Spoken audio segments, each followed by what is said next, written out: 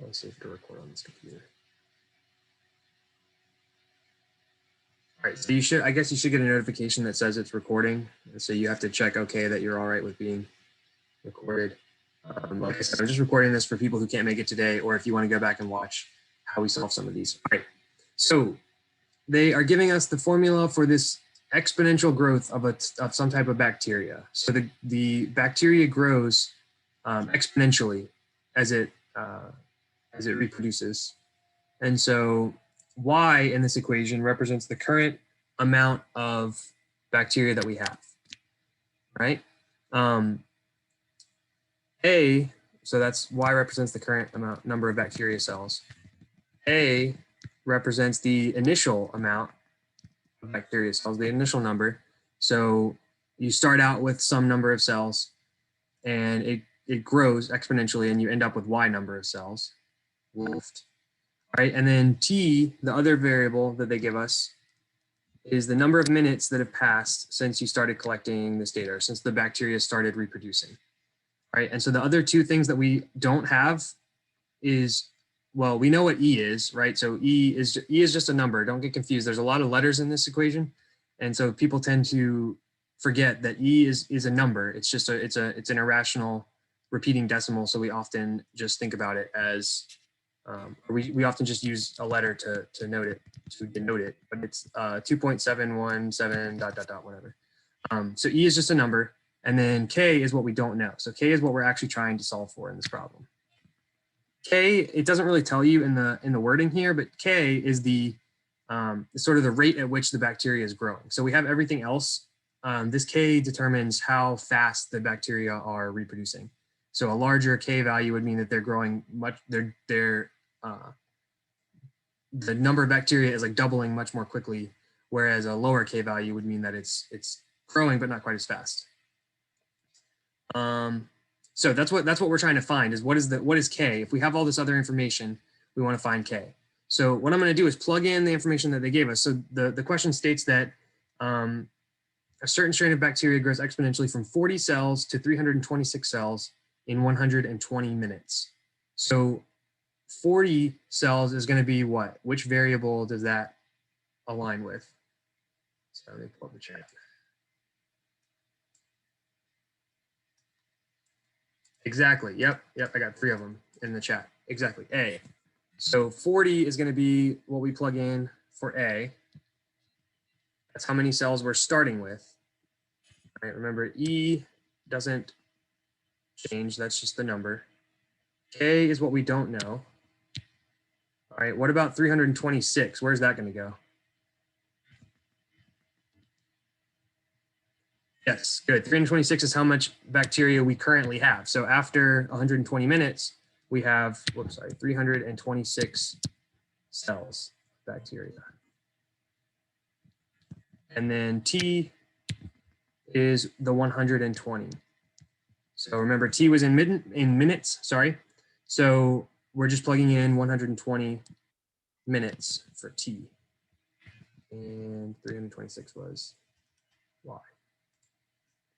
All right, so we've got an equation here. Now we just need to solve for K. So what's the first thing I can do to get K by itself?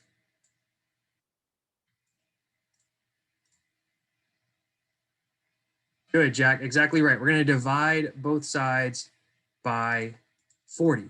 So I've got a K in the exponent here. So remember, I can't just like divide by 120 or something like that. If the K is in the exponent, we're going to have to use a logarithm to get K by itself. But before we even deal with the logarithm, we got to deal with this multiplication that's going on between the 40 and the E. Yeah, hey, good afternoon, you, Lisa and Tyler. We're just going over, this is the test review on quizzes. Let me send the link to you, sorry, so you can jump in.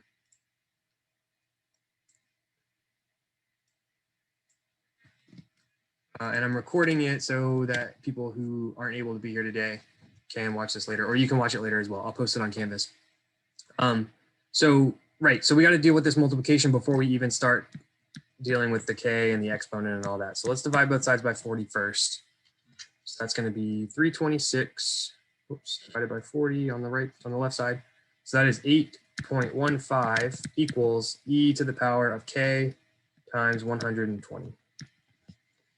Right now, I want to deal with getting rid of the exponent. So what can I do to get rid of this exponent on the right side? What is my next step in the process going to be?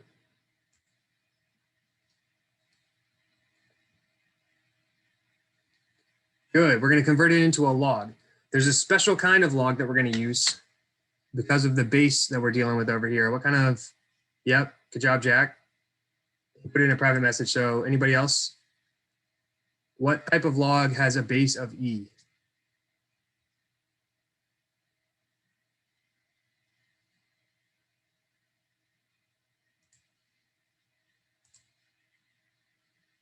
Yes, exactly. Good job, Taria. Yes, natural log.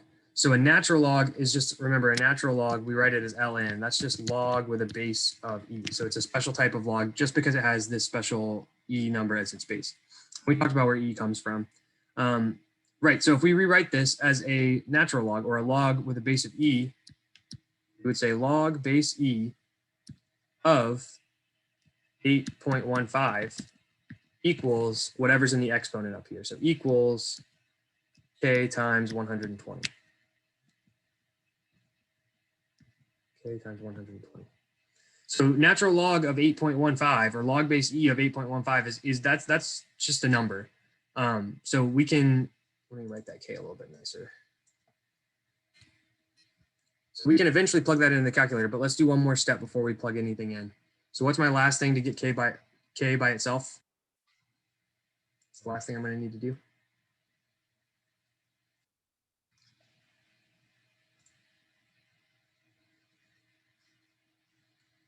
Yep, exactly. Divide by 120. Good job. Oh, and we're just going over the test review here. It's on quizzes, so I'll send you the link.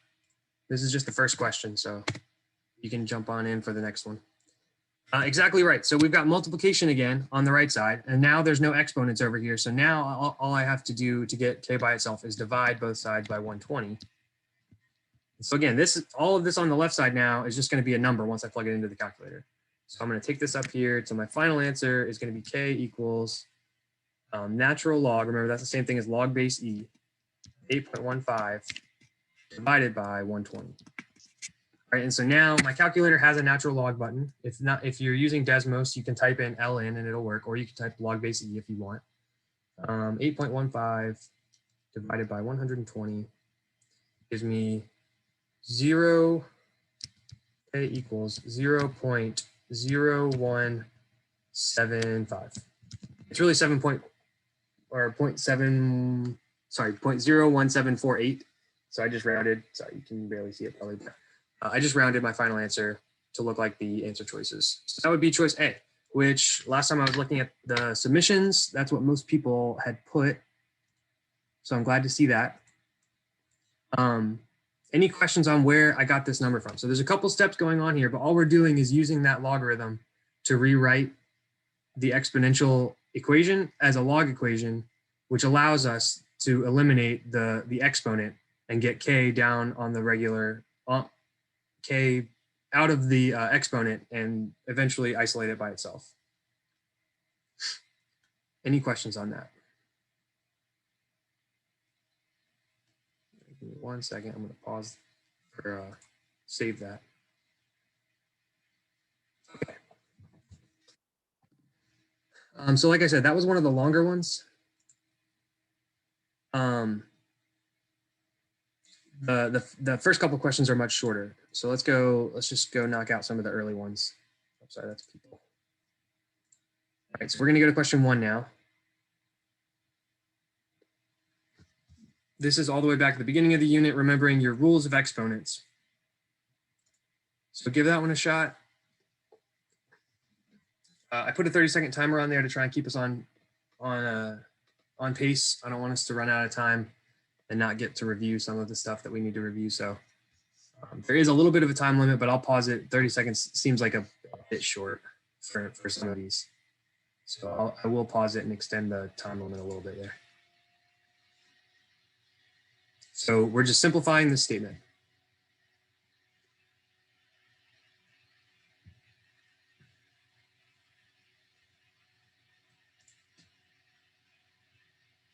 All right, we've got 4 answers out of 12.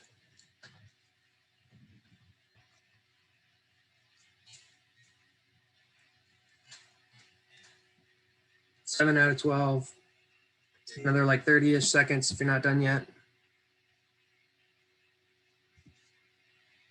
We're combining a couple of our exponent rules into one problem here.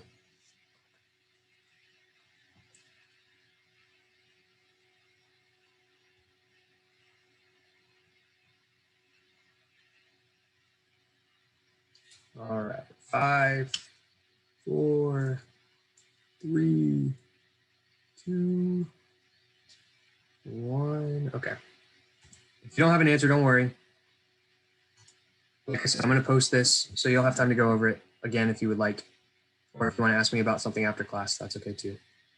So was this this must have been a free response. I couldn't remember. No, I don't think it was. It was probably multiple choice. So overwhelming majority said 48 times x. Sorry, I covered it up. 48 times x to the power of 8. Oh yeah, it was multiple choice. It was just 5 instead of 4. Okay, so there's two rules of exponents that we're having to deal with here. So like always, I'm going to do my order of operations. Never go away. I'm going to deal with the stuff that's in the parentheses first. Uh-oh. What happened there? I'm going to deal with the stuff that's in the parentheses first. So I've got 4x to the power of 3, and all of that's being raised to the power of 2. So what happens when I'm raising one exponent to the power of another exponent, or raising a power to another power? What do I do with these exponents here? Multiply them? Yes, exactly. You multiply them. Good. So I'm going to multiply 3 times 2 for the x exponent. But what else is true about this 2? This 2 is being applied to the x cubed, but it's also applying to the 4. So both of these are getting squared. So that's like one of the most common mistakes that people make is, so let's go ahead and rewrite this as 3x squared times. So that 4 is also being squared. A lot of people would just write 4 times x to the 6th. But the 2 is applying to everything in the parentheses. So the 4 is also getting squared. So 4 squared is 16. So don't forget to always distribute that exponent to everything inside of the parentheses. So if there's multiple things being multiplied or divided, the exponent applies to all of them. All right, so now we've got 3x squared times 16x to the 6th. Now what can we do when we're multiplying two things with like bases? So we've got x to the power of 2 and x to the power of 6. When we multiply those, what do we do with their exponents?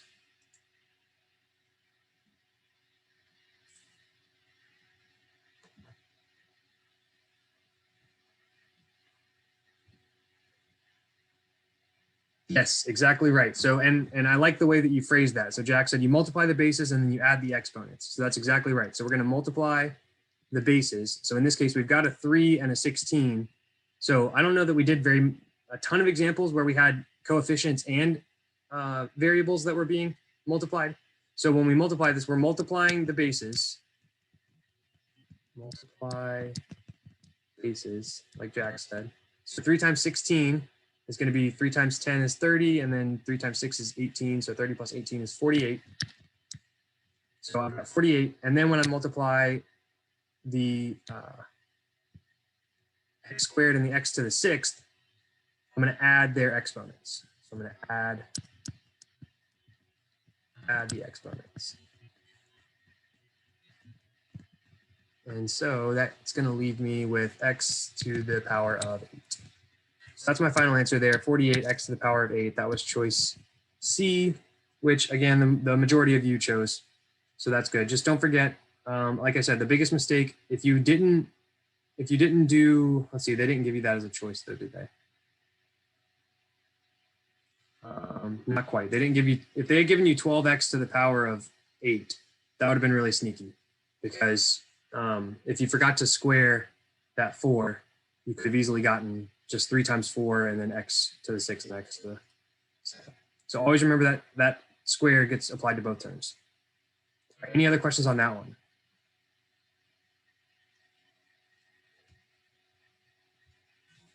All right, so that kind of combined most of our exponent properties. So I think there might be one more exponents question, but for the most part, we're going to focus on logs from here on out.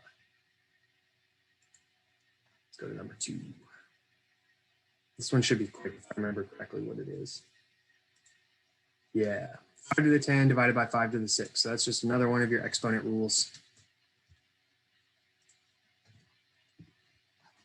What do we do when we divide things with like bases? What do we do with the exponents? I'm going to leave the timer on this one because it should be quicker. There's less stuff to add and multiply and whatever. All right, so majority of, or everybody who answered choice B, which is correct. So remind me, what do we do if we're dividing two things with like bases? We're simplifying this. Good, Jack. Subtract the exponents. Good, perfect. Yep. Thanks, Tariana. We subtract the exponent. So this is the same thing as 5 to the power of 10 minus 6, which is in fact 5 to the power of 4. So that was choice B. That's where that answer came from. Thanks, Freya. Yep, I see your answer too. All right, any questions on that one? That one's quick. All right, let's move on and look at some logs.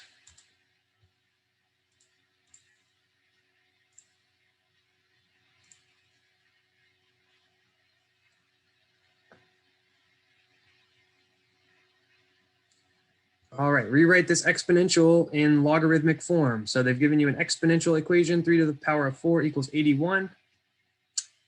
And they want you to write that as a logarithm. So write it in logarithmic form.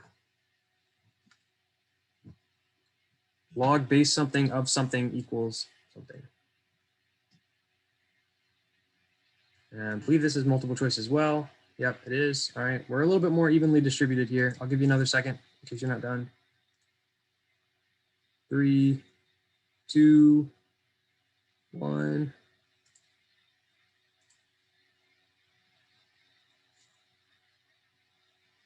All right, so when I rewrite an exponential as a log, this is for me, this is the harder one. It's easier for me to go from logs to exponentials personally, but going from exponentials to logs is still not too bad. What is true about the base? So if I'm writing this as a log, the base of my log is going to be what?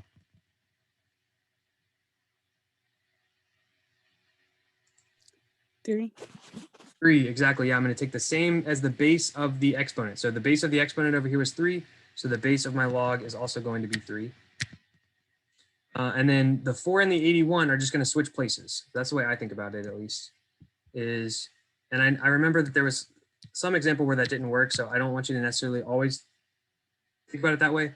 But when it's written in this format, the 4 and the 81 are going to swap places on opposite sides of the equal sign. So oh, sorry, I did the colors wrong. The 81 is going to go on the left side of the equal sign.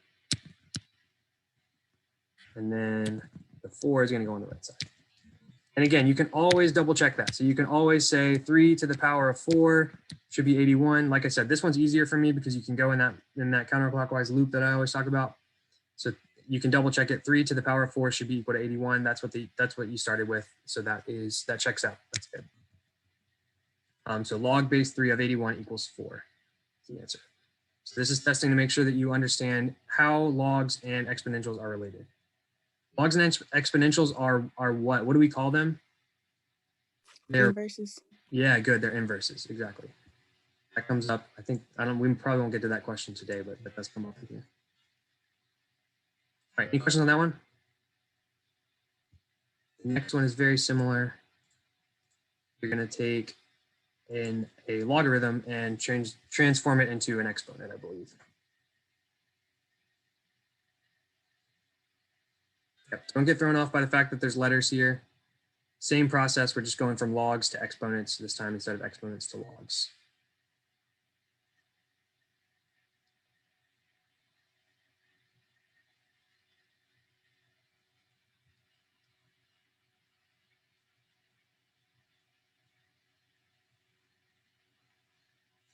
Five, 4, 3. Obviously, you won't be on a time. Well, you'll be on somewhat of a time limit tomorrow, but not nearly as much as this. So if you need extra time tomorrow, you should have it. And I just put the time limit on here so we can get through as much as possible today. I'll give you another second though if you haven't answered it yet.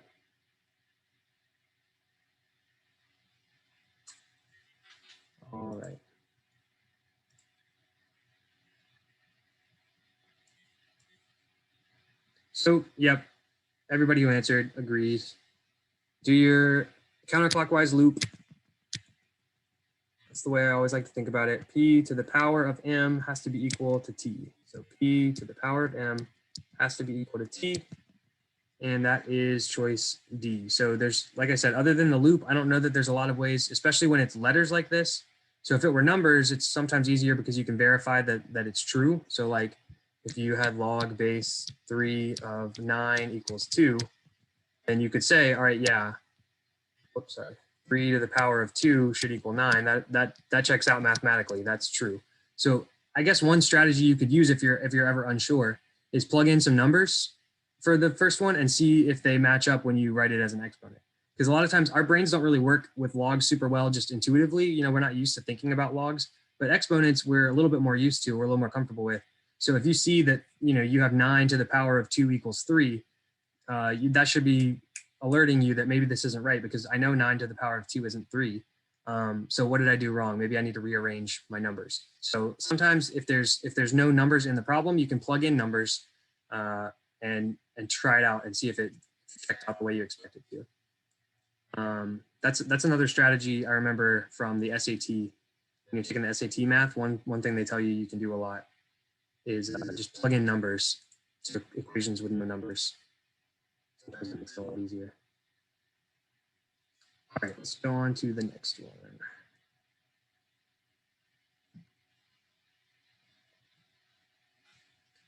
It's kind of hard to see on here. Hopefully you can see it on your screen a little bit better. So we're expanding the following logarithm. So we did this as a class, actually. Same problem, I believe, back when we were first talking about the properties of logs. So just like we have properties of exponents, remember we have properties of logs that allow us to rewrite them. So there's a few different properties going on here that we're going to have to deal with.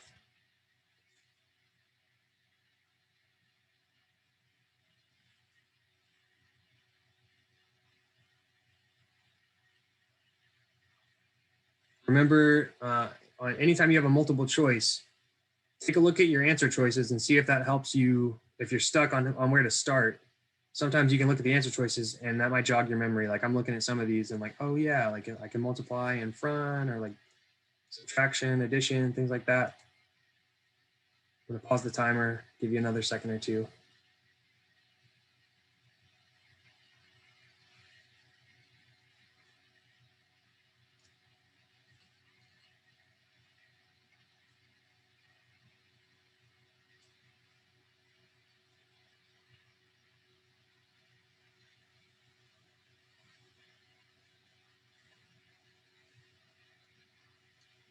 All right, so what is the first thing that you notice that I could like to write this single log as multiple logs? That's what they're really asking me, is one single log here, and I want to write it in basically as many logs as possible. I want to split it apart into as many logs as possible. So what's one thing you notice that we could do? Okay, somebody said distribute. What do you mean by distribute?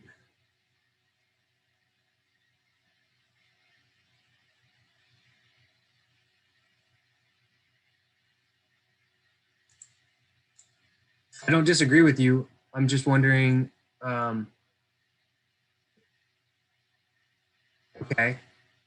So it is tempting. So a lot of times it's tempting, again, when we see these parentheses, to think that we're multiplying or something like that. So we're not multiplying ln by all of this stuff. We're taking the natural log of this. So this is sort of like saying, well, it's exactly like saying log base e of whatever's in here, is what we're essentially doing. So e to the power of something equals all of this. But we're not actually trying to solve it. We're just trying to write it in a more expanded form. So that's when we're going to use our properties of logs. So remember, one thing that we can do using the properties of logs is if we have division inside of a log, it becomes what? Subtraction. Good, yep, subtraction. So I'm going to write this as two separate logs where I'm subtracting, and then the numerator, let me color code it a little more.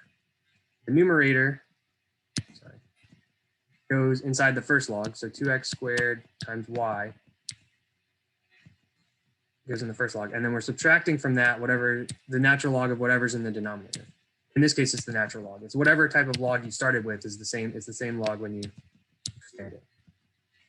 So our bases are the same as this original log over here, but we wrote it as two separate ones because we had division inside, so we can turn that into subtraction.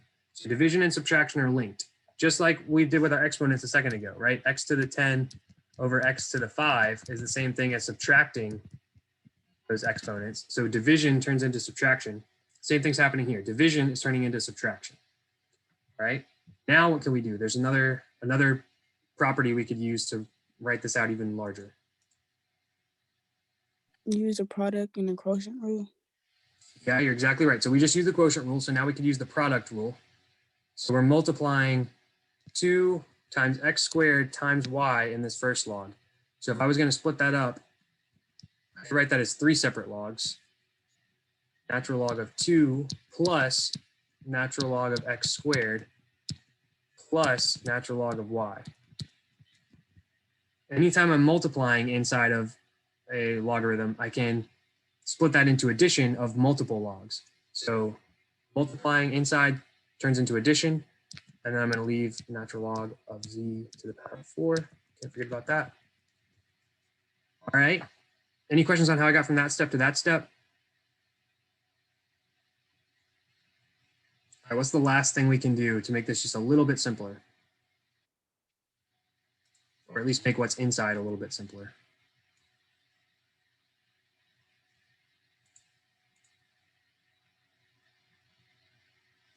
We've got some exponents here. What can I turn those exponents into?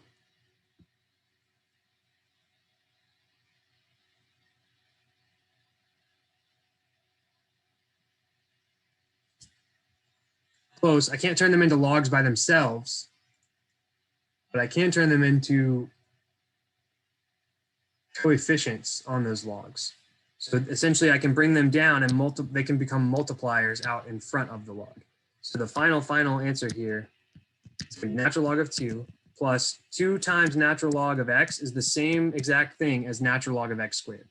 So when they say expand it completely, this is what they're talking about. They want as simple of a term as possible inside of the log. So we don't want any exponents inside the log if we can control that. And we can, because we can move it out into the front as just a multiplier. And the same thing with this 4. That 4 is going to come out in front. So we have natural log, 4 times natural log of z. So this, again, this statement is the same as this statement, but it's a little bit easier to see what's actually in the log. And again, you've got answer choices to look at here. So if you were ever stuck on any of these,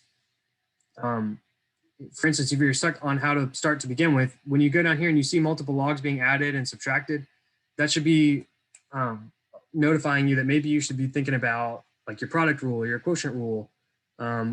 What could create 2 logs that are being subtracted? What could create 2 logs that are being added? Things like that. And then we've got multipliers out in front of these logs. So that's coming from the power rule. So I think the correct answer here should have been, it looks like B. It's kind of hard to read this answer choice. Yeah, I think it should have been B. Let's see. Oh, I never ended the question.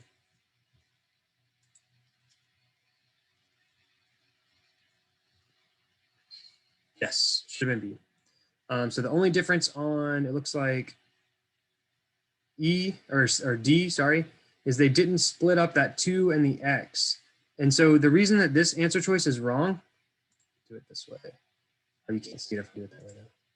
The reason that this 2 natural log of 2x is wrong is because that would imply that all of this, the 2 and the x, are being squared. But right now, only the x is being squared. So unless both of these things were in parentheses, like that, then in this case, this 2 would be squared and the x would be squared. So this could actually be a possible answer. I would still prefer that you split that 2 times x up into 2 separate logs. So 2 natural log of 2 plus 2 natural log of x. But since they're not both being squared, this is still not correct. So you can't have both of them being raised to the power of 2, or you can't have both of them being multiplied by 2 in the end, because this 2 wasn't being squared up here. Only the x was being squared. So that's why we have a 2 in front of this term, but not in front of this one. Does that make sense? Any questions on that one? Oh, wait, let me.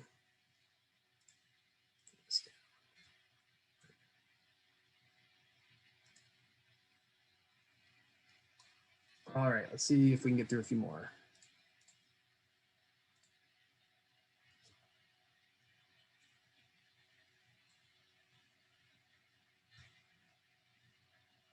All right, so now we're going from multiple logs, trying to get it all written as one single logarithm. So we're condensing. That's what when we say condensing, that's what we mean. We take all of the multiple logs and to any extent that you can, combine them into one compact individual logarithm. All right, I'll give you a little bit of time on this one.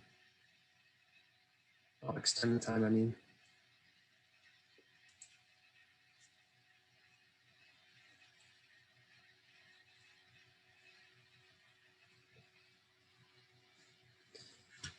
What do we assume the base of this log is if it doesn't say?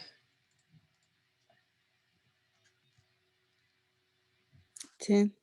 10, yep, good job.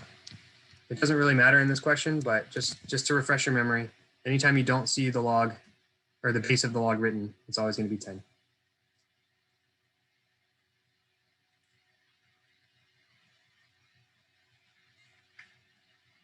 All right, I'll start going over it. I'll leave it open. Doing it on your own first is just for your benefit, so you can kind of see, and it's also helpful for me to kind of see what we're struggling with still and what we're not. But it's more for you. Like if you're getting a lot of exponent questions wrong, maybe that's what you need to spend more time on tonight reviewing. If you're getting natural logs, whatever it is, it's kind of helpful for you to try it on your own. All right, so we're trying to condense this into one single log.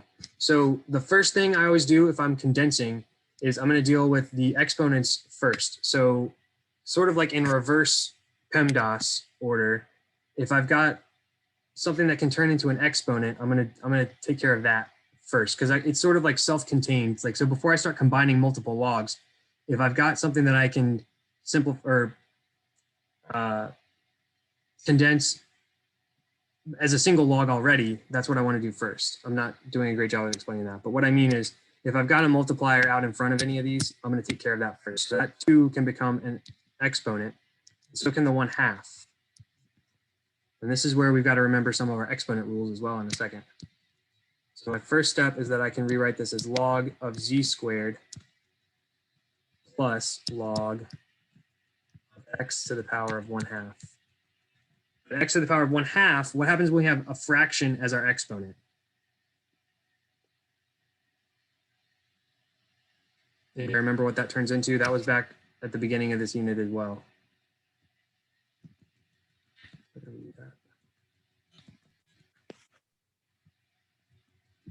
So x to the power of 1/2 is the same thing as saying what? X. Yeah, good, Jack. Anybody else?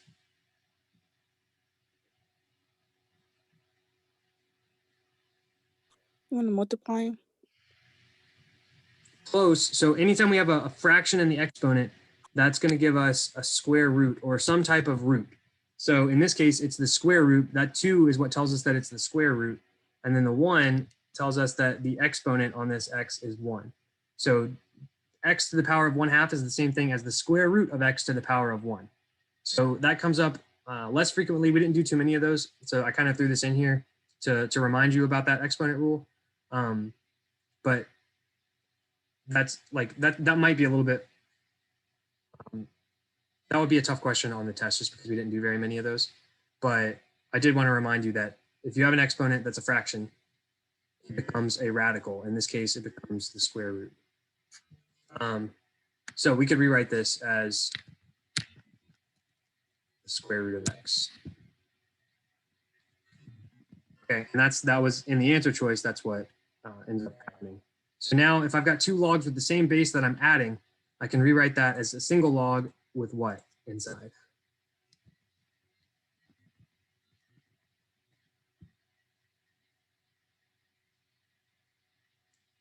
What's going to happen? Z squared times the square root of x. There you go. Yep, z squared times the square root of x.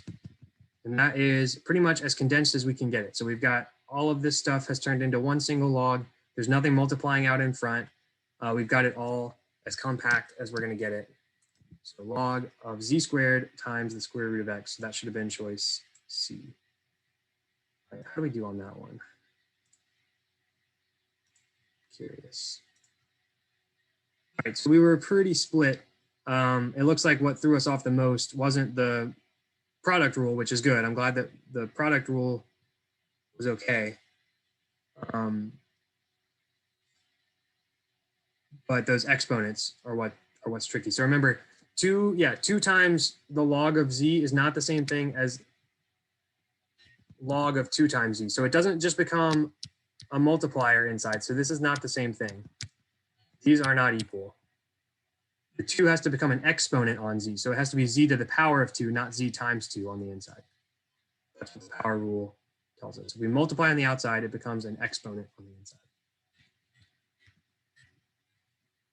All right. Any other questions on that one?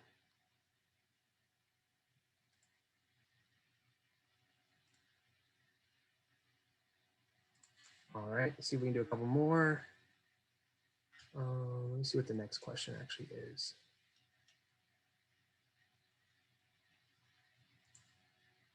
Sorry, this was 6.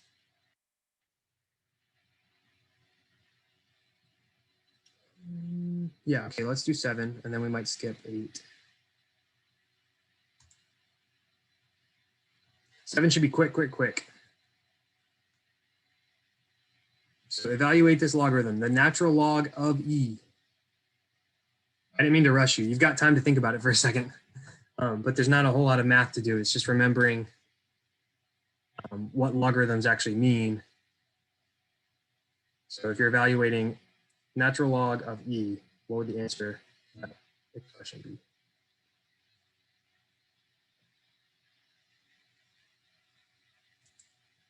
I'll give you another second to think.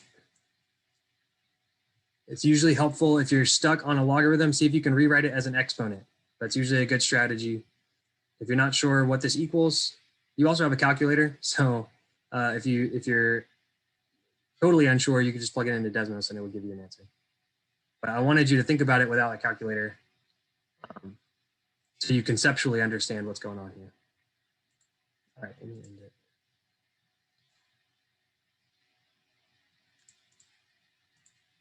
Good. Lots of ones. All right, so if I rewrite this as an exponential, remember, natural log is the same thing as log base e of e.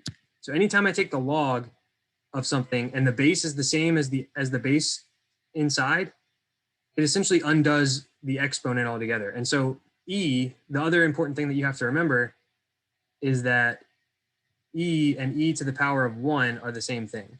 So this is basically log base e of e to the power of 1.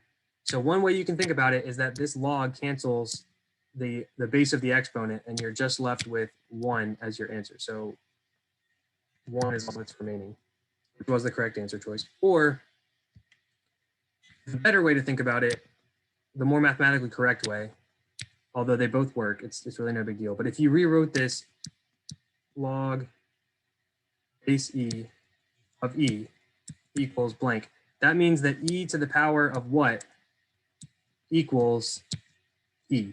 So e to the power of something equals e.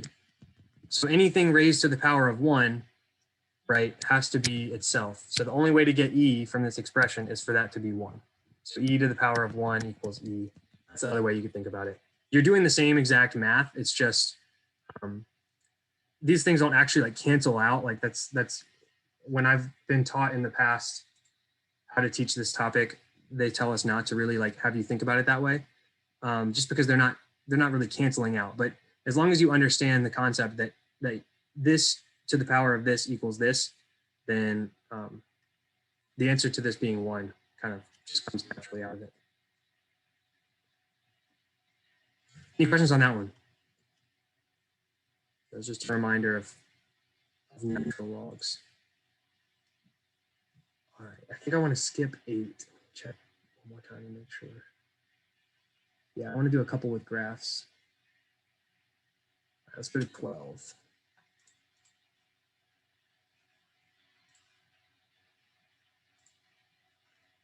All right, so like I said, I'm going to give you the link to this, so you're more than welcome to go back and do any of the ones that we didn't do, or do some of the other ones on your own that we did, if you want to do them again for practice.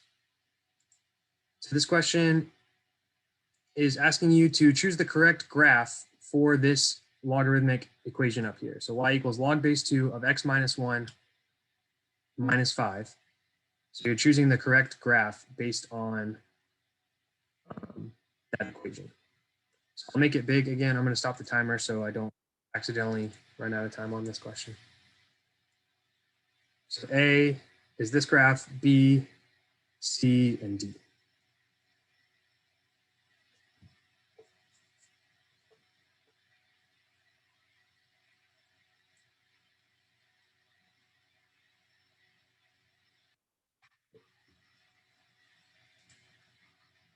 Sounds like we're losing people. If you ever drop out and you need to get back in, just feel free to jump back on the Zoom call and I can let you back in from the waiting room. All right, take another like 15 seconds or so to look at those. Hopefully it's bigger on your screen, but if not, you can look at my screen.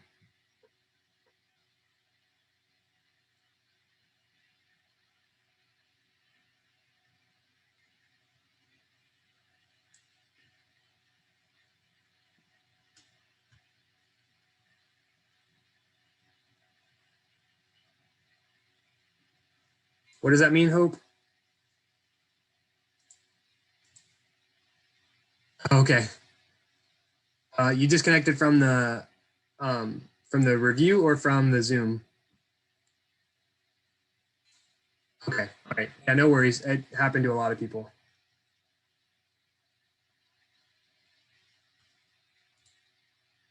All right, let's look at this one. I'm going to end it.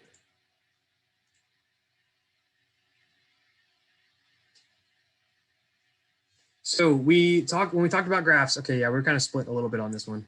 Majority of you said C if you answered. All right, so when we talked about graphs in the beginning, we talked about how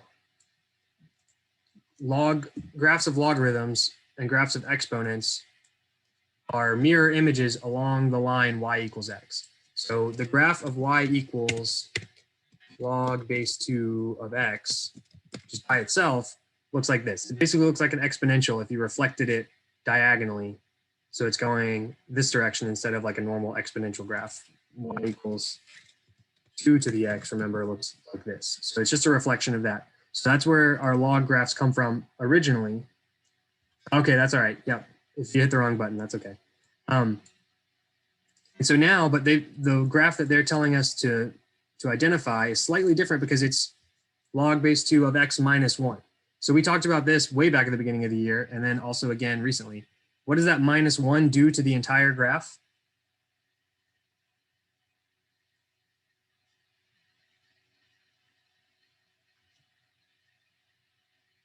Shift it right. Good. Yep. Exactly. I got a few people saying that. So that minus 1 on the inside, remember, if it's on the inside of the parentheses, it's reversed. So that minus 1 shifts it to the right. Yep. And then you're exactly right. The 5 is going to shift it down. Oops, sorry. Down 5.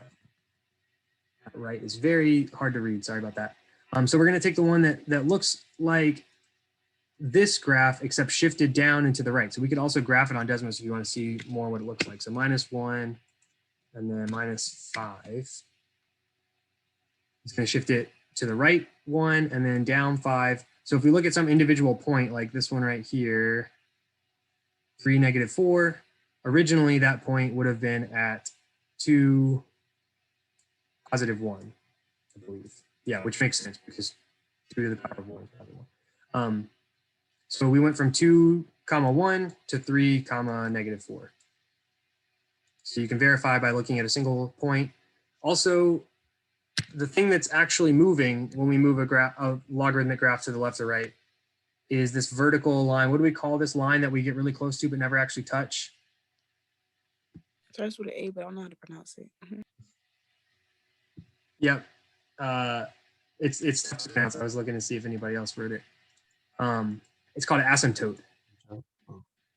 So our asymptote normally on just regular y equals log base 2 of x or log base anything of x, our normal asymptote is on the y-axis. Okay, but when we shift the graph over to the right, that asymptote moves over however many we shifted it. So if we shift it to the right one, the asymptote should be on x equals 1, so this vertical line instead. And so if you see a graph that has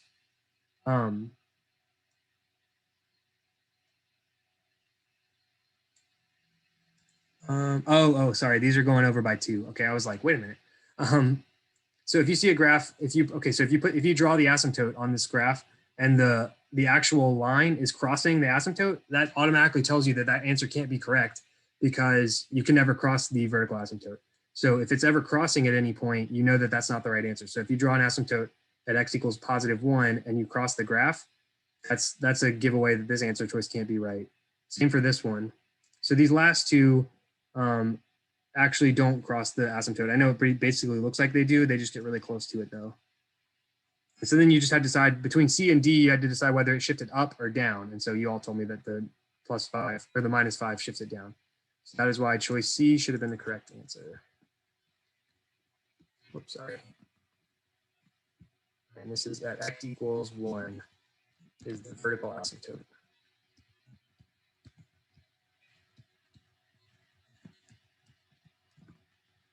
All right, let's see. Let's do another graph question real quick because we pretty much covered everything else, at least enough.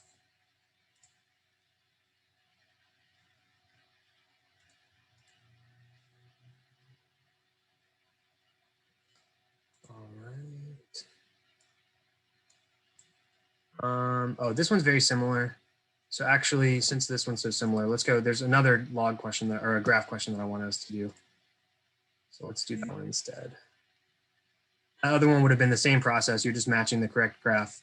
So finding where the asymptote is. This one's also pretty similar, but let's do this one instead since it's not matching the graph, but you're describing where the asymptote is. Sorry.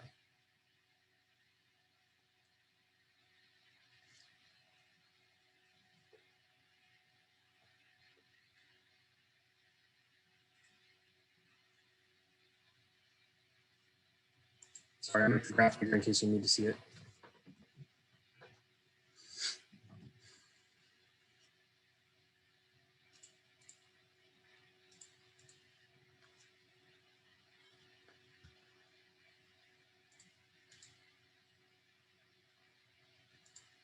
All right, we got 4 out of 12, 5 out of 12.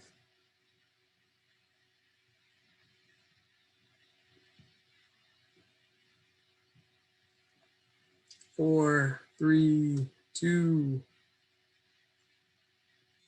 All right, good. So the majority of people put a vertical asymptote at x equals -4. So 2 of those answer choices, it's hard to see on here. 2 of the answer choices are calling it a horizontal asymptote. So that automatically eliminates choice A and C because we are not dealing with a horizontal asymptote, only a vertical asymptote. And the vertical asymptote is on the line x equals -4.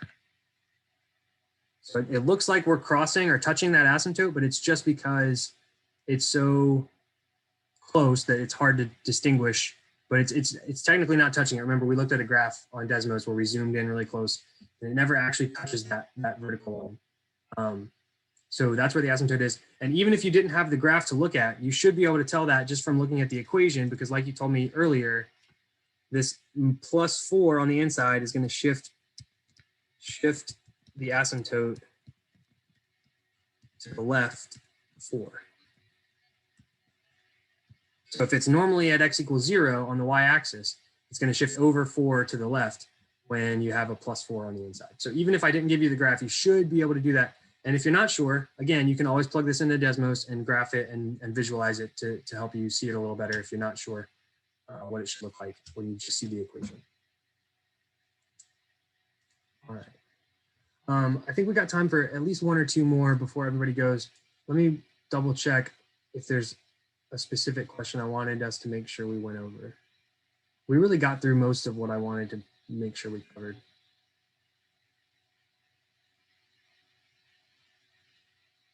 Yeah, okay, let's do this one really quick.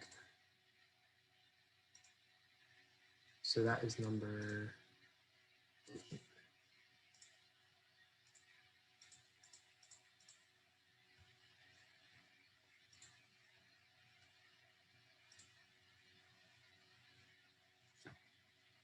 All right, give your best shot on this one.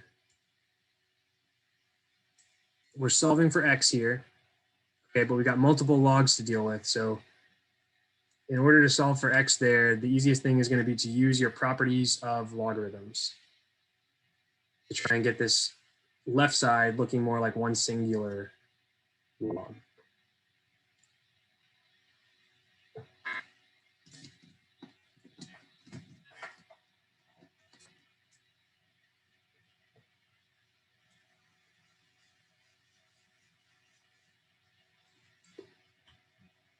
And I know I keep referencing and bringing up the fact that you can just use Desmos or plug it into a calculator.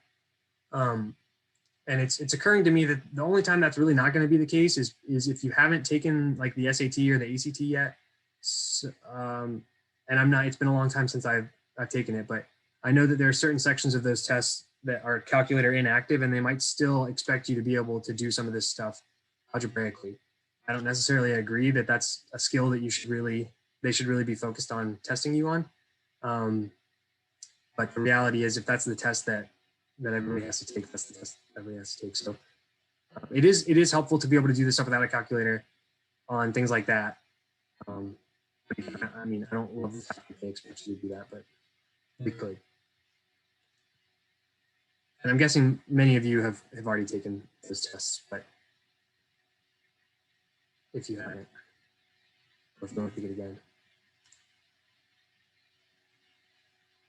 All right, so we're kind of evenly split between A, B, and C. I need to design this website a little bit better because you can't see the answer choices.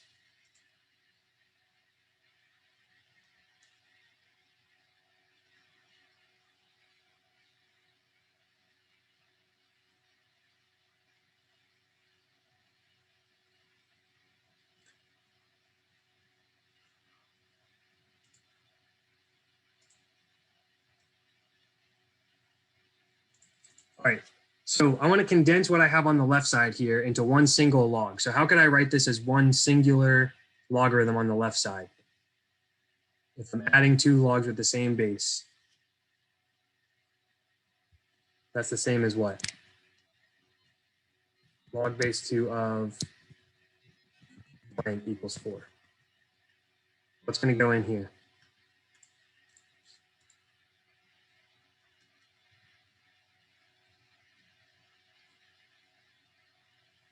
There's still time left to answer, but people who have finished, what's going to go inside of this logarithm? We're using the product rule.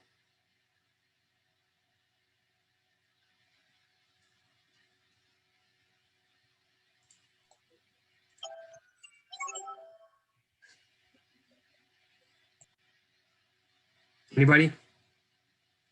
Most of you got the answer right, so I think you know what you're doing. Don't you multiply x times x minus 6? Exactly right. Yep, good job, Elijah. X times x minus 6. So we're multiplying this part times this part. So when we're using the product rule, if we have addition of two separate logs, that turns into multiplication within a single log. So that is going to be your closed jack. It's not 2x. If we multiply x times x, it's going to be x squared times 6 minus 6x. Yeah, exactly. So this is the same thing as log base 2 of x squared. So x times x is x squared, and then x times negative 6 is minus 6x equals 4. All right, so now where do we go from here? I need to solve for x. I don't, off the top of my head, know what needs to go in here. I could rewrite this as an exponential, and it would probably make it a little bit easier to find x. So how could I write this logarithm as an exponential instead? The base is going to be, well, I'll just do my loop. So that tells me that 2 to the power of 4 has to be equal to, so 2 to the power of 4 has to be equal to everything in the parentheses, right? Yep, x squared minus 6. All right, and so, or sorry, x squared minus 6x. All right, 2 to the power of 4, I want to make sure I'm not doing that wrong. That should be 16. That tells me 16 equals x squared minus 6x. And then if I subtract 16 from both sides, this gives me a quadratic. So the rest of this from here on out is just algebra. X squared minus 6x minus 16 equals 0. Now there's a couple methods I could use to solve this. I could either put this in Desmos and find the where it crosses the x-axis, right? Find the roots. I could use the quadratic formula if you wanted to. If you remember the quadratic formula, you could just plug in your coefficients on the quadratic formula. I could also factor. So if I factored this, I would split it into 2 separate binomials. So I would need 2 numbers that multiply to give me negative 16 and add to give me negative 6. Anybody have any ideas for numbers for that?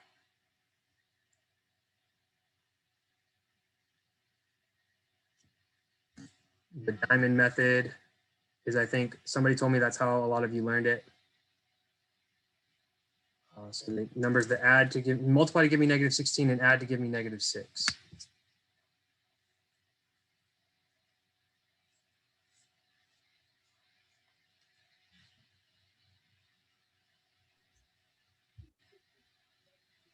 -8 and 2. Perfect. Yep. -8 and positive 2. So 2 times -8 gives me negative 16, and then -8 plus 2 gives me negative 6. So I'm going to do x minus 8 and x plus 2. And that means that x is equal to 8 and negative 2. There's 2 solutions. Anytime you have a quadratic equation, right? Anytime you have x raised to the power of 2, you're going to have 2 solutions when you solve this. So my final question for you, and we talked about this when we went over the graphs. X equals 8 is the only answer that can work here. So x equals 8 should be the correct answer. Why can we not use the x equals 2 solution? Why is x equals 2 not valid? What happens if I plug in negative 2? Sorry, negative 2. What happens if I plug in negative 2 to log base 2 of x?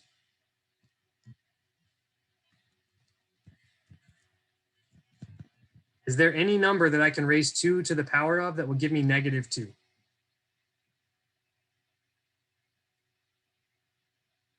Right, it's impossible. No matter what number I put over here, it's never going to give me negative 2. No matter what number I put in the exponent of this expression, I'm never going to get negative 2 because I'll never get a negative number. Even if I put a negative exponent here, it's just going to give me a fraction, but it'll be a positive fraction. So it's never going to be negative 2.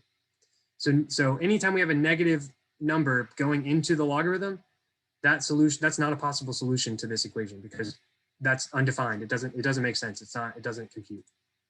So that's why, actually, I guess that should be, that's why only x equals 8 was the correct answer. So I would think, hopefully on most test questions, they wouldn't give you both of those answers, or they would tell you, but you might be expected on occasion, you might be expected to remember that only the negative, only the positive, only the solutions that give you positive numbers in the logs are possible solutions for an equation like this. So that's one other thing to keep in mind. But yeah, so we use the properties of logs to combine these two, and then we used our definition of log, of what a log is, right, to rewrite it as an exponential so that we could solve that. All right. So if you have an x inside of a logarithm, you're going to need to rewrite it as an exponential to get that x by itself. If you have an x in the exponent of an exponential equation, you're going to need to rewrite it as a logarithm to get the x by itself. So converting between logs and exponentials is a big skill that you're going to need to be able to do on the test tomorrow. All right, so we have a few minutes left. That is all the questions that I really wanted to make sure we did as a class. I think we covered at least one question from every sort of like topic that we covered this unit. But does anybody have any other questions about anything that could be on anything that we've covered so far?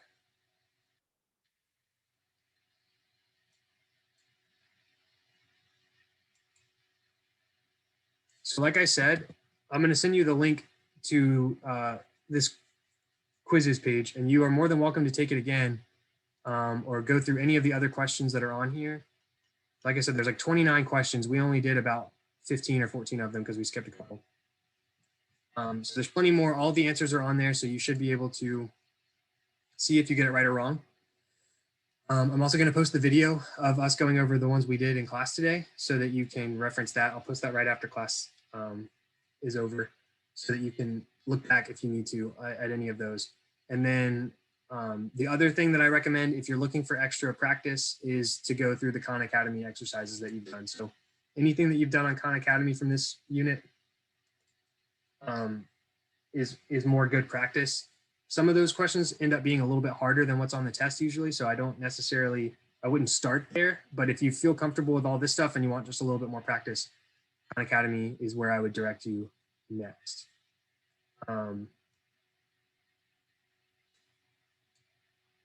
Yeah. Okay. So anything at all? Any questions? We got like 7 minutes left, so I'm happy to go over another example for people who want to hang out and go over another one. If you have a specific one you want to go over, I'm happy to do that instead. What would be most helpful for y'all?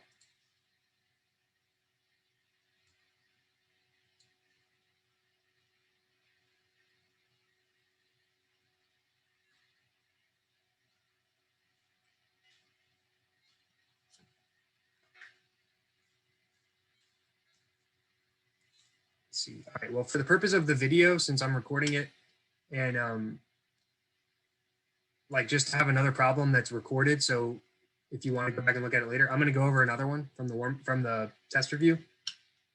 Unless anybody has a specific one they want to go over, I'm just going to pick one. One that we haven't done yet. Let's look at question 10.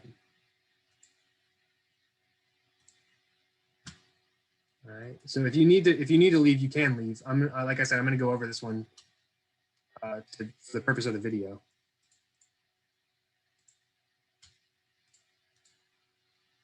All right. Bye, Nasir. Have a great weekend. I'll see you all on Monday. Don't forget to vote if you're going to be over 18 by election day.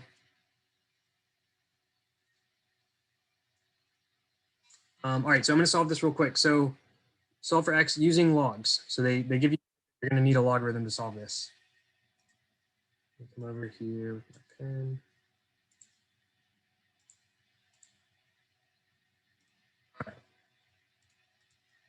So we've got 6 to the power of 3x minus 3 equals 56. So the first thing I'm going to do is, my goal ultimately is to get x by itself. But before I do that, before I deal with anything in the exponents, I'm going to go ahead and deal with my subtraction right here. I'm going to get rid of that 3. So 6 to the power of 3x. I'm going to add 3 to both sides. Sorry. I should have written that first. So add 3 to both sides to get rid of the 3. So those two cancel. And that gives me 59. All right, now I'm going to use logarithms to rewrite this. So to rewrite this exponential as a logarithm, it's going to be a log. The base is going to be the same as the base of the exponent. So the base of my exponent here is 6. So that means the base of my log is also going to be 6. All right, and then these 3x and the 59 are going to swap places. So 59 is going to go on the left side of the equal sign, and the 3x is going to go on the right side. So if I do my loop to double check, 6 to the power of 3x equals 59. So you can always double check and make sure you did it right by checking with that loop. All right, so now log base 6 of 59 is just a number. I don't know what it is, but my calculator would, or Desmos would. My calculator couldn't do that, but the Desmos calculator can. So log base 6 of 56 is just a number. All right, and now all I need to do to get x by itself is divide both sides by 3. So x, the final answer for x would be log, oops, sorry. log base 6 of 56. Sorry, 50 should have been 59. I don't know why I wrote 56.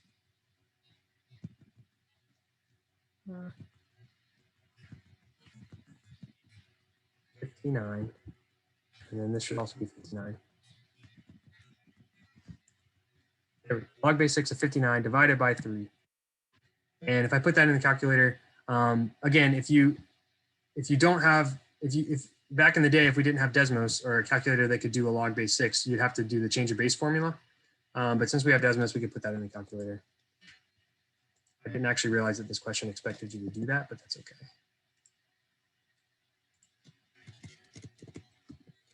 Whoops, log base 6 of 59.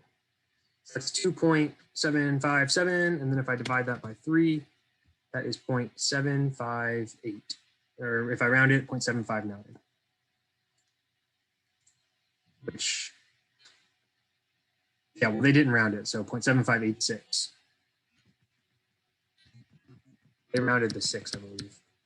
So that's the same thing as approximately 0.7586. All right, so we used logarithms to rewrite this exponential as a logarithm, and then we got x by itself from there.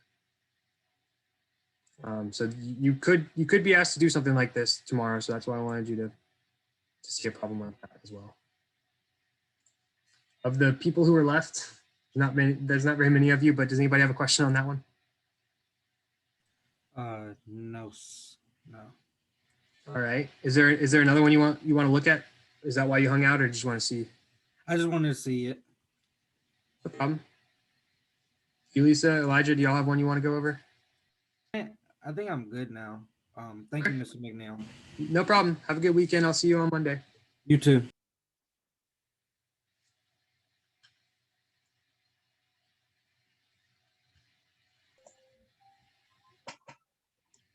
Yeah, I want to look over the problems that you gave. Which one? The problems that you gave. Oh, the ones I sent you? Like the ones that I sent you on the remind? Yes. Okay. Let me go pull those up.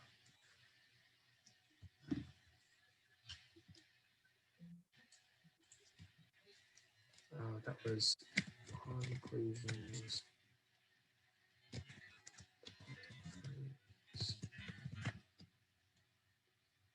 I use this website a lot. Mostly, it's really good for calculus stuff. So if you ever go on to take calculus, I definitely recommend this guy's website. But he also has some stuff for algebra.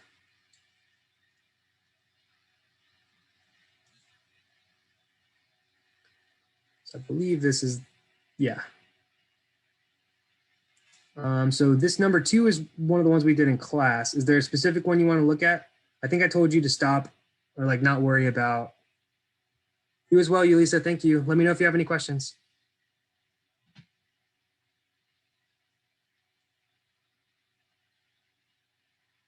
Let's see. Do you want to look at number 3? Is that all right?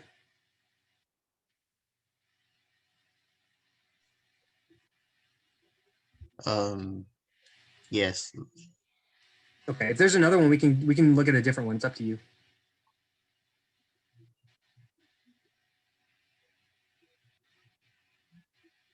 Let me go back to the list.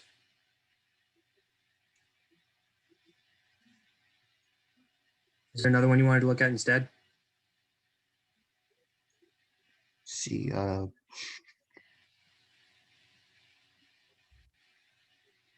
number 1. Okay. All right, let's do that one first, and then if there's another one, we can do another one as well.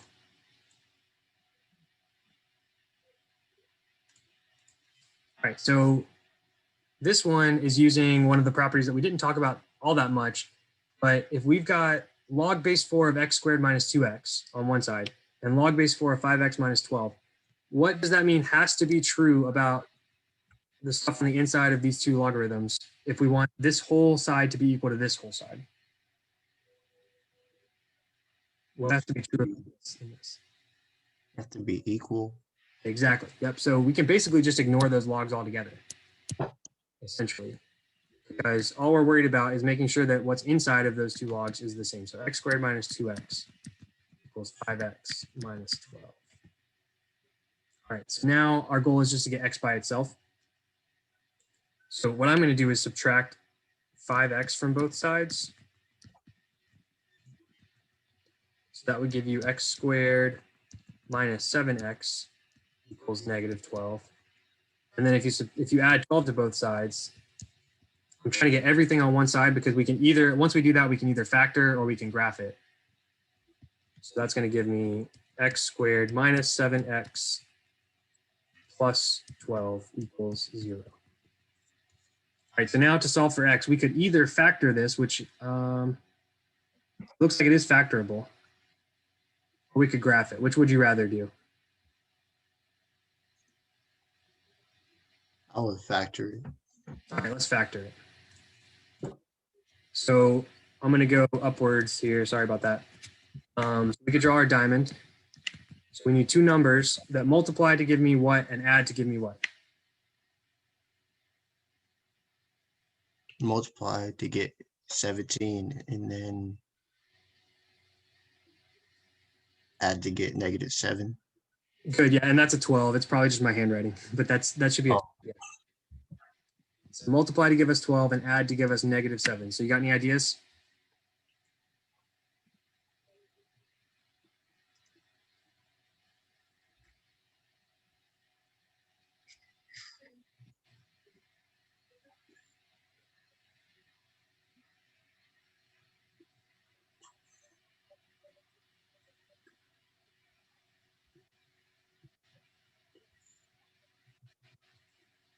Let's think of some factors of 12. So we've got 1 times 12. Could I add those to get negative 7? Oh no, I got it. Negative 4 and negative 3. Good, yep, good. All right, so that means that my factors are going to be x minus 4 and x minus 3. And so then when I solve both of these equal, if I set both of these equal to 0, I've got x minus 4 equals 0 or x equals 4. So that's one solution. And then also if I set x minus 3 equal to 0, I've got x equals 3 as my other solution. So x equals 4 and x equals 3. What's the last thing that we have to check to make sure both of these answers are okay?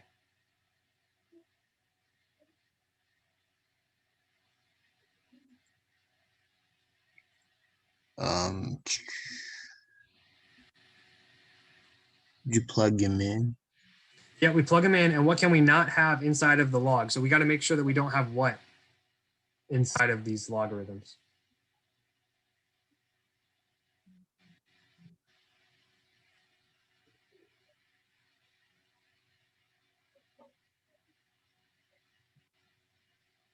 We can't have anything that's 0 or less than 0 inside of the log. So if we do, then it's undefined, so that answer choice wouldn't work. So only the answer choices that don't give us negatives or zeros inside of the logs will work. So when we test them out, let's go ahead and plug in 4 first. Log base 4, 4 squared minus 2 times 4 equals log base 4, 5 times 4 minus 12. All right, so 4 squared, it's going to be 16 minus 2 times 4. So that's 16 minus 8, which is 8. So that's okay. That's positive. That works. And then over here, we've got 5 times 4. Sorry, it's getting kind of messy. Minus 12. That would be 20 minus 12, which is also 8. Which is, oh, sorry, this is worse. So that answer choice, not only does it work because none of my logs ended up being 0 or negative, but also it checks out, right? Log base 4 of 8 equals log base 4 of 8. That has to be true. So x equals 4 is definitely a solution. And now let's really quickly try 3 as well. So I'm going to do that up here. Log base 4, 3 squared times, sorry, minus 2 times 3 equals log base 4 of 5 times 3 minus 12. Sorry about my handwriting. So that's going to give us 9 minus 6, or 3. And this is going to give us 15 minus 12, which is also 3. So again, none of the logs have negatives or zeros in them. And it checks out log base 4 of 3 equals log base 4 of 3. So both of these are good answers. So this problem is honestly like nothing any more difficult than this would be on the test tomorrow. And I don't think I would even make it this involved because this is just a lot of math. I'm more concerned that you know the properties. I'm not as concerned about testing to make sure that you can factor a trinomial and solve a quadratic and all that kind of stuff. So I wanted us to do some of these in class for this unit, partly because it's always good to review those skills and make sure that we're fresh on solving quadratics and stuff like that. But as far as the test tomorrow goes, this is harder probably than anything I would ask. Do you feel okay about this one? Yes. Yeah, so I think if you can do this one, the other ones, or like anything that I would ask you, I think you would be fine. Let's see if there's a slightly easier. Actually, you know what? I think I put an easier one on the.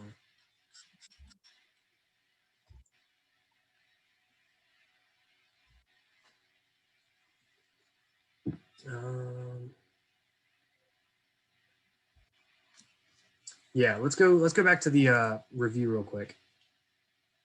Because this is more like one that I might ask you on a test. See, that's question 27. I believe there was one of the graph questions. I might need a little help. Okay. All right, so let's just look at this one real quick. So it's the same thing as the previous question. So we're still looking for, not worried about the timer there. We're still looking for where this 4x minus 5 is equal to 2x minus 1, because the logs on both sides have the same base, log base 10 and log base 10. So the only way for this to be true, for this side to be equal to this side, is if this inside here equals this inside here. So this is more like what I would expect you to be able to do, is to say 4x minus 5 equals 2x minus 1 and solve this for x. So that would involve subtracting 2x from both sides. So that would give you 2x minus 5 equals negative 1. And then add 5 to both sides. 2x equals positive 4. And then last but not least, divide both sides by 2. So x equals 2. So much, much shorter of a problem. But do you feel okay about something like that? Yes. Okay. That's more of what, because I really want you to be able to know that how to make these two statements equal. And then this stuff is like fun stuff, like stuff that I'm not interested in testing you on that as much right now. Okay, you said one of the graph ones real quick. One of the ones we went over together. Yes, I think it was the first one. Okay, let me see what number that was. Number 12.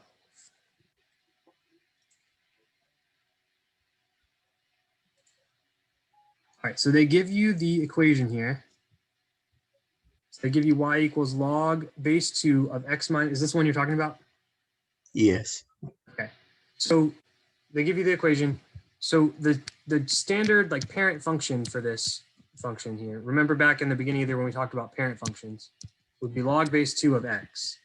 So what that looks like is basically if this blue graph here is 2 to the power of x, then the log base 2 of x would be the inverse of that. So they're kind of like mirror images along the y equals x line. So this would be log base 2 of x.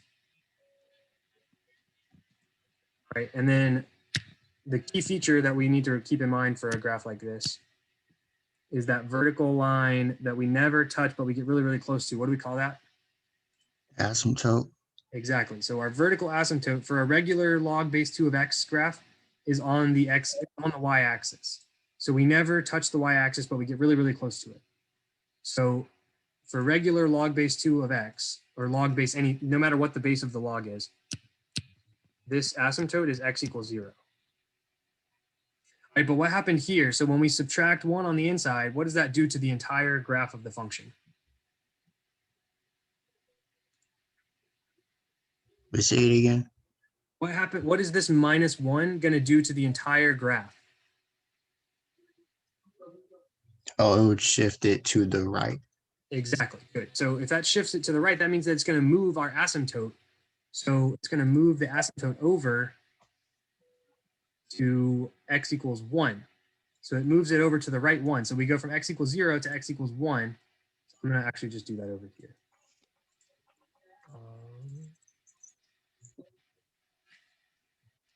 So now x minus log base 2 of x minus 1 is the same as log base 2 of x, but it's shifted. It's the same graph, but it's shifted, excuse me, to the right by 1. So this is log base 2 of x minus 1. And that asymptote now is at x equals 1 instead of x equals 0.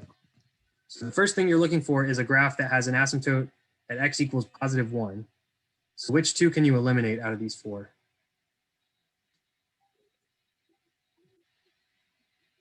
You eliminate A. Yeah, we could definitely eliminate A, right? Because if I tried to draw an asymptote at x equals 1 here, sorry, that's a 2. It's going to cross the graph. And the graph, by definition, we can't cross a vertical asymptote. So if the graph is crossing that vertical asymptote, then this can't be the right answer. So we're going to X out that one. Which other one can we eliminate? B. Good. Yeah, B for the same reason, because we have a vertical asymptote at x equals 1, but the graph is crossing it right here. So that means this can't be the correct answer because we're not allowed to cross our vertical asymptotes. So we do have two choices still. We have C and D both have vertical asymptotes at x equals 1. So the last thing we need to look at is this minus 5. So what's that minus 5 going to do to the entire graph? Drop. Make it shift down 5. Exactly. Yep. Good. So that's going to shift it down 5. So based on where we started here, which one of these shifted down, C or D? C. Perfect. Yep. So that's why C was the correct answer on that one. The main thing you're looking for is where that asymptote went. Shifting it up and down is a little bit harder to see on these graphs. So it's pretty clear that this one shifted down and this one didn't. But it's a little bit harder to tell like how far down it went just by looking at the shape, because it doesn't pass through very many like solid points that are easy to look at. So the main thing that I'm concerned about is as long as you can identify that the asymptotes moved, that's the most important thing. So like it lists it here. The other important thing on graphs is to be able to know the domain and the range. So when that asymptote moved over from the y-axis to x equals 1, we now eliminated all of the values between 0 and 1 from the domain, right? Because we can never get values less than 1 out of this graph anymore because we're never going to cross this asymptote. So the domain now, instead of being x is greater than 0, it's x is greater than 1, or it's from 1 to infinity. That's the domain. Does that make sense why that's the domain?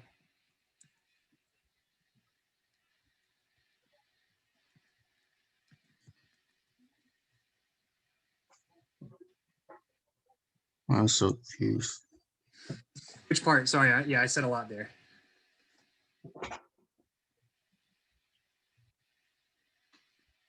Let's go look at, what? Is that an infinity? Yes, that's an infinity. All right. That's just, yeah, this question wasn't asking you about the domain, but it did point it out. So I wanted you to notice that as well. Let me save this and then go over here. So here's the graph of log base 2 of x minus 1 minus 5. So that's the one that we were just looking at. So normal log base 2 of x, like we said at the beginning, looks like this, right? So our vertical asymptote is at x equals 0. So what's the domain for this green function right here?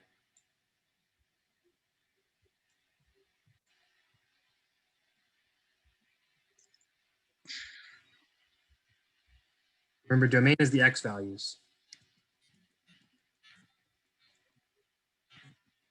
1. So it's all domain is all the possible x values. So it's going to be an interval. So let's think about it this way. What's the lowest x value on this graph?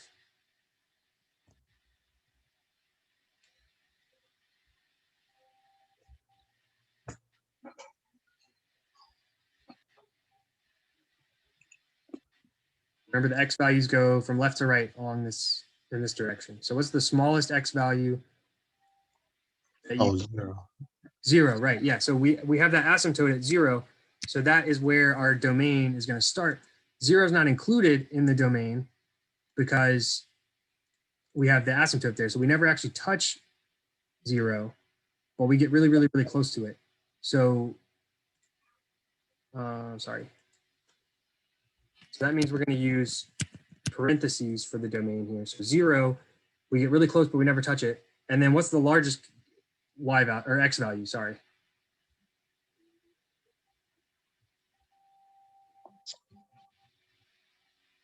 Oh, infinity. Yeah, Positive exactly. Yep, positive infinity. So we can, this graph can keep going forever and ever. It doesn't actually stop here. So if we zoomed out farther, it would keep going. So right, so the domain for that function is 0 to infinity. But when we shifted it over, now we move that asymptote from x equals 0 to x equals 1. So our new asymptote now is right here, which changes. Let me make that a little straighter. Oops. Our new asymptote is at x equals 1. So that's what's that going to do to our domain? It's going to shift it to the right. Exactly. So where's the domain start now? Instead of 0, it starts at what? 1. Exactly. So the domain for the red graph, after we've shifted it, is now 1 to infinity. So everything else is the same. It follows the same behavior, but it's all shifted over to the right. So now we can't ever get anything less than 1 instead of anything less than 0. And the 5 doesn't affect the domain. That just shifted it down. The x values are still the same. And then the range for both of these graphs is what? They both have the same range. Negative infinity to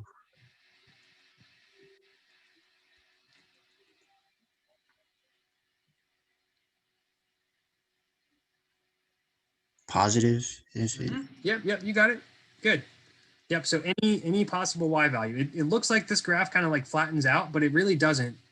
If you keep zooming out, it's going to keep going up just really, really slowly. But it will get bigger and bigger. So there's no y value that's not part of this graph. So all possible numbers are in the range for this graph. So that's really the main points about graphs that I wanted you to be able to tell me is how the domain and range changes when you shift it, and just sort of where that asymptote is located based on the equation or based on looking at the graph. Feel better about that? Yes. Okay. All right. Anything else? Any other questions or anything before I head out? So that's all the stuff that's on the test, right?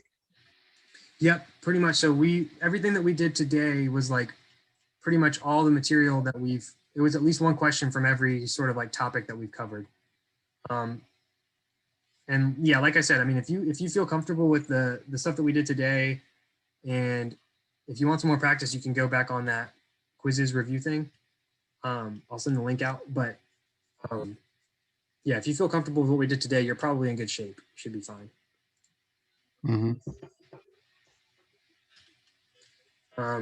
But yeah, if anything else comes up, just send me a message and let me know, okay? Okay. All right. Have a great weekend, Elijah, and I will see you on Monday. All right. All right, bye.